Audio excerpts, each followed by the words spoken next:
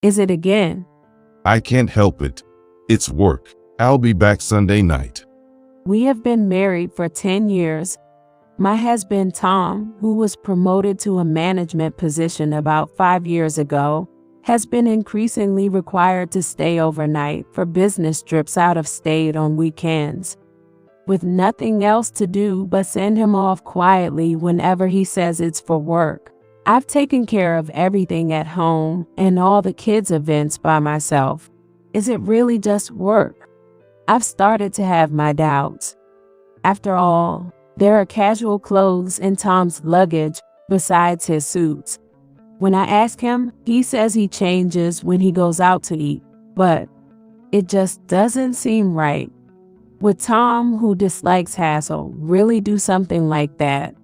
I'm Sarah, 40-year-old stay-at-home mom. I have 2 children in elementary school. My husband Tom works in the sales department of a manufacturing company. I was working at his client's office when I first met Tom, who came in for sales, and I fell for him at first sight. After dating for 2 years, we got married. When our kids were little, we would spend weekends at the park or go out as a family, and I think we were like any other happy family. But now it feels almost like a single-parent family. The kids seem lonely too, and I'm filled with guilt. Then one day, I found something. While cleaning Tom's room, I noticed a letterhead from a fancy hotel in another region. He probably used it for some notes. It was Tom's handwriting, scribbling something about work, but there's no way he'd stay at such a nice hotel for a business trip. This must have been where he stayed last weekend, alone or with someone else. That was the moment my suspicions almost turned into certainty. I took photos discreetly for evidence, put everything back as it was, and decided to hire a detective agency that I had looked into before. Tom probably thinks I, a stay-at-home mom, wouldn't have the money to hire a detective, but in reality, I've been saving up little by little and have a bit of income from simple work I do at home. The results of the investigation came back quickly. Probably it seems that the affair might have started around the time his business trips increased. His affair partner was a woman, Ellie, who had been with the same company for 5 years. Tom, using his management position, had been preying on female employees. What a jerk he is. He must have thought he wouldn't get caught, or he wasn't even trying to hide it. The detective was amazed at how easy the investigation was. It turns out Tom spends 2 days a week at Ellie's apartment. I had no idea, but it seems Tom's company has 2 fixed early leaving days per week, and on those days, he always spends time with her, pretending to work late and coming home just before the last train. It's astonishing how he could come home and say things like, "I'm tired and working late is tough." Maybe if I had checked the overtime pay, I would have seen that his hours didn't match up, but the affair started just as he got promoted to a management position and stopped receiving overtime pay, so I never noticed. Unaware that I was investigating, Tom kept coming home late from work as usual. And then here we go again. I've got another business trip next weekend. It infuriates me to think I've been deceived, but I can't let it show on my face or in my voice. I have to act normal. Again, haven't your business trips been frequent lately? It can't be helped. I have a job that only I can do. Oh, really? Work that only he can do, huh? Must be special work with your mistress that only you can do. He's acting all high and mighty, not even realizing I'm almost onto him. I know it's work, but where's the business trip to next? It's Chicago. Hey guys, Daddy's going on another business trip, so I'll bring back some souvenirs. What would you like?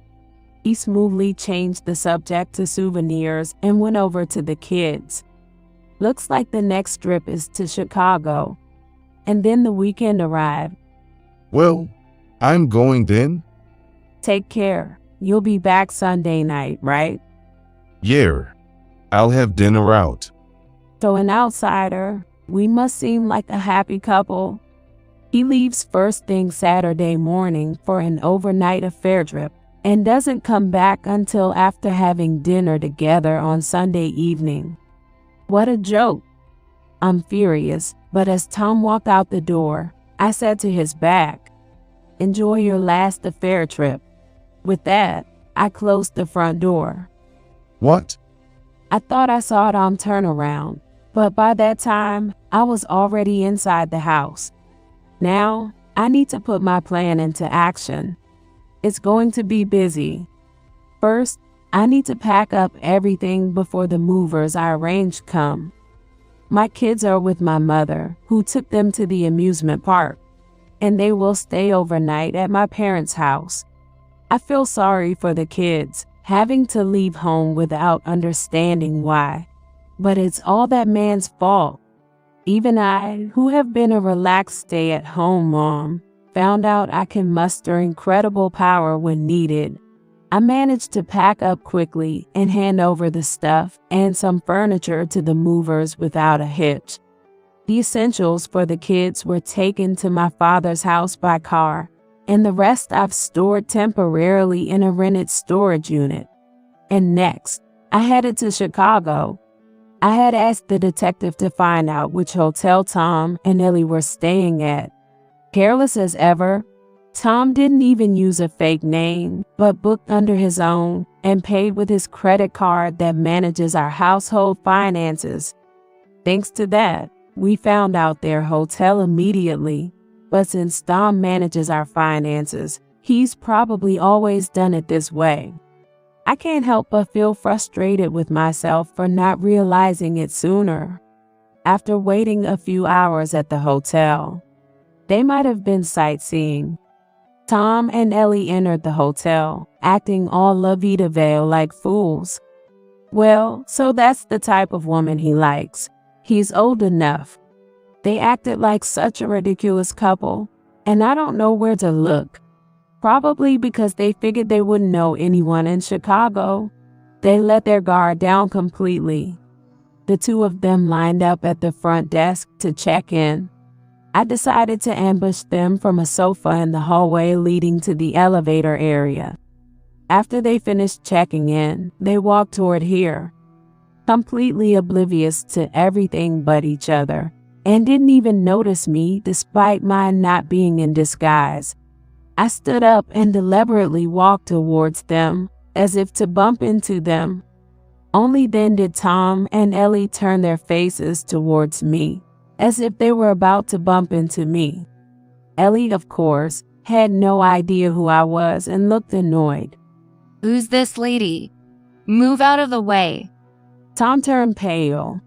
His eyes were wide open, his mouth half agape. Why are you here? His expression screamed it, even though he didn't say a word. Ellie tried to go quickly by pulling Tom's arm, but Tom couldn't move.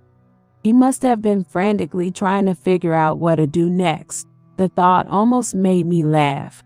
"I came here too," I said brightly, with a purposeful smile. No. Why did you come? His eyes couldn't look at a point.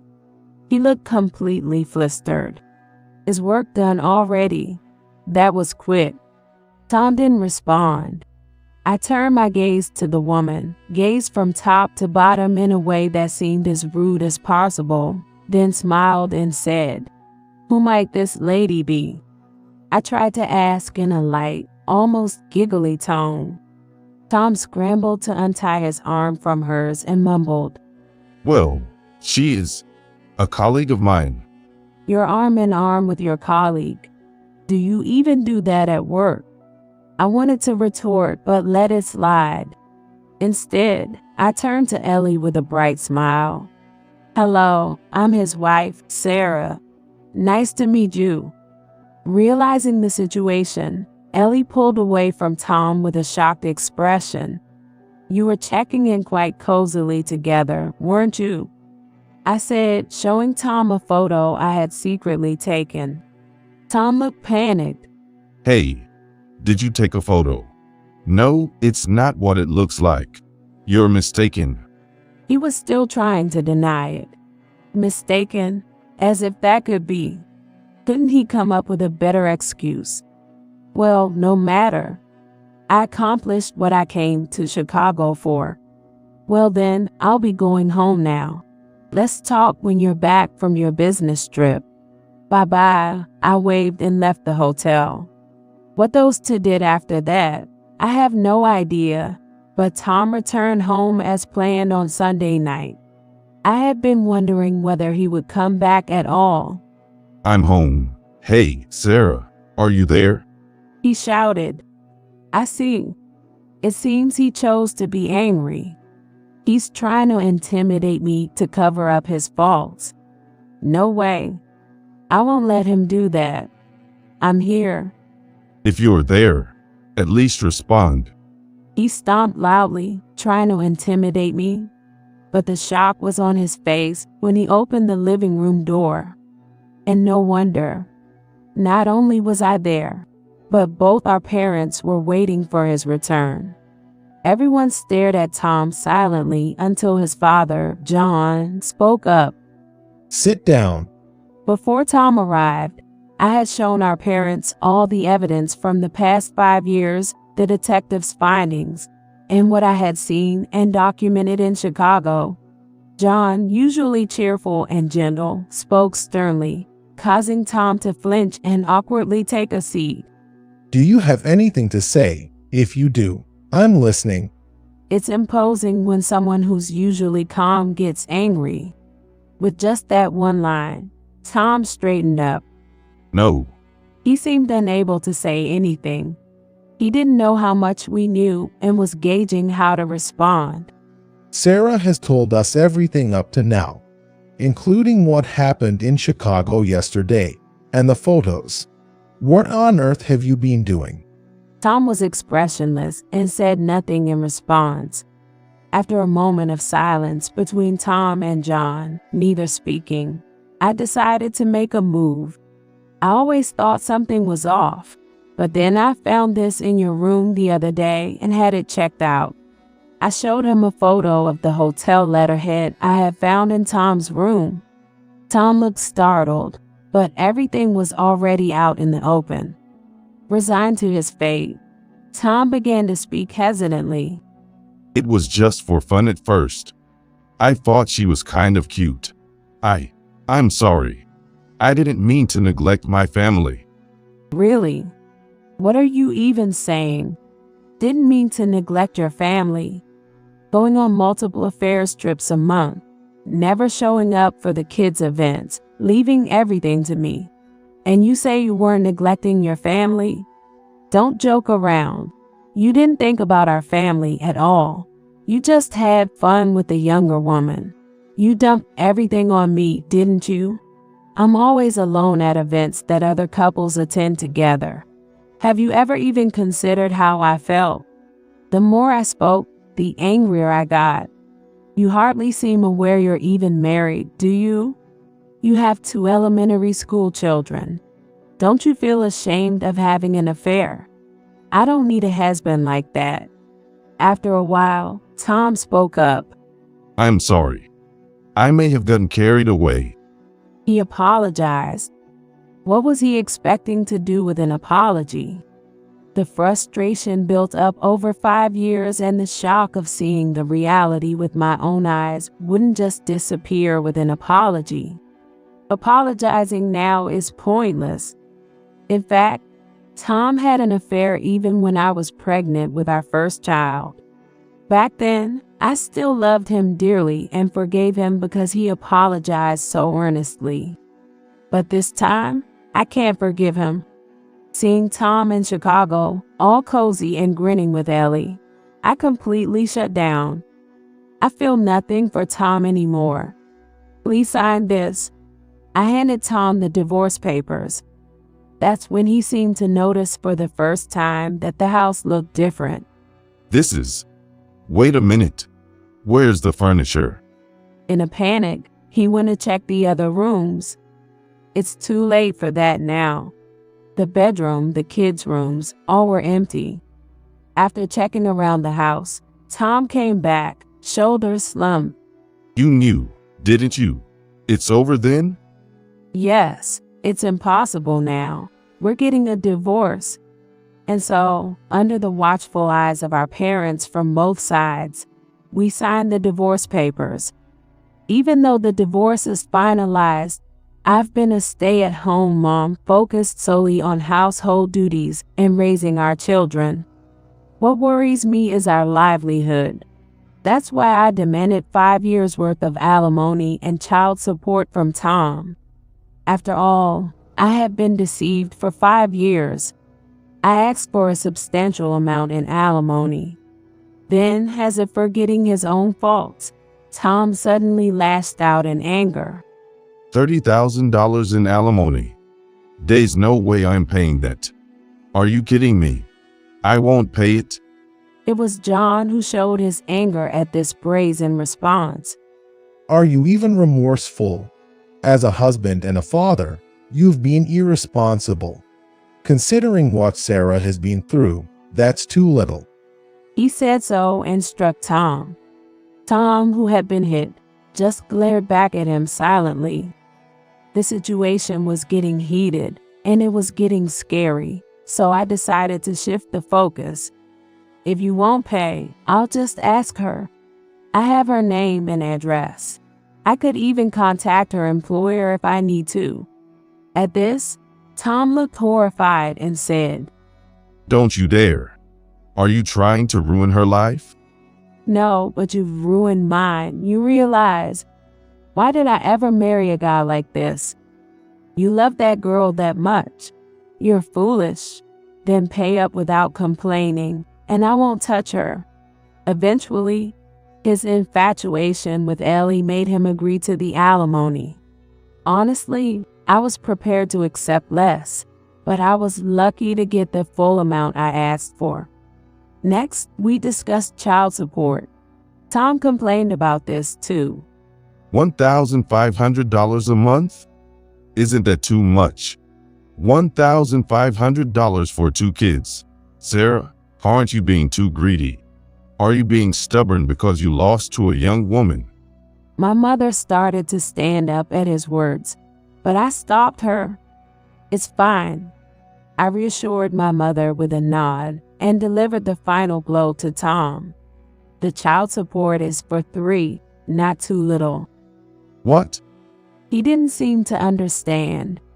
I mean, the 3rd child. I'm pregnant. Of course, it's yours. You remember, don't you? I'm actually 3 months pregnant. I hadn't told our parents about this, so everyone was visibly shocked. Tom's parents were the first to grasp the situation. They turned to me and my parents and apologized. We are so sorry. Our foolish son has truly done something terrible. Sarah, we will take responsibility for ensuring the child support is paid. It must be hard managing with 3 kids. Please use our house. They even offered to transfer their house to us. Honestly, I had not expected such generosity, so I'm deeply grateful to Tom's parents. Although I had initially moved back with my parents, the uncertainty of our future living situation was dawning, so I gratefully accepted their offer. Later, Tom's parents persuaded Tom to sell the house he owned, and they gave me the proceeds. Tom now lives with her parents in a second-hand apartment. Tom's parents keep a close watch to ensure he doesn't get into any more trouble and manage his finances. Thanks to them, there have been no issues with child support payments, and I can live without worry. Tom's relationship with 2 children, which was never strong, has not improved since the divorce, and they have never asked to see their father. We've agreed not to arrange visits unless the children want to see him. Being alone has made me realize the warmth of family. I'm lonely. I want to see my kids. Tom occasionally sends messages like this, but whether he will see the children again, I do not know. And about Ellie, It seems she was unaware Tom had children and quickly lost interest after finding out. Moreover, someone from Tom's company happened to see them together in Chicago, and the office affair came to light, becoming the subject of gossip. Tom was demoted, and the woman was transferred to a branch office in her hometown. What goes around comes around. The due date for my third child is approaching soon. My 2 children, my parents, and in-laws are really looking forward to the birth of my baby. Once the baby is born, I may show Tom the pictures through my in-laws.